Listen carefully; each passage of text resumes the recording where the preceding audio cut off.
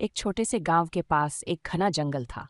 उस जंगल में एक बड़ा शक्तिशाली बाघ रहता था। बाघ अक्सर जंगल से बाहर आकर गांव की तरफ झांकता था, लेकिन वह कभी किसी को नुकसान नहीं पहुंचाता था। गांव वाले उसे देखकर डर जाते थे और अपने बच्चों को घर के अंदर छिपा लेते थे। एक दिन गांव में हलचल मच गई। गांव वालों ने देखा कि बाघ घायल हालत में गांव के पास पड़ा है। उसकी एक टांग में गहरी चोट थी। और पहले तो लोग डर गए, लेकिन फिर एक बूढ़ा किसान रामू चाचा हिम्मत करके उसके पास गया। रामू चाचा ने बाघ की आंखों एक छोटे से गांव के पास एक घना जंगल था। उस जंगल में एक बड़ा शक्तिशाली बाघ रहता था। बाघ अक्सर जंगल से बाहर आकर गांव की तरफ झांकता था, लेकिन वह कभी किसी को नुकसान नहीं पहुंचाता था।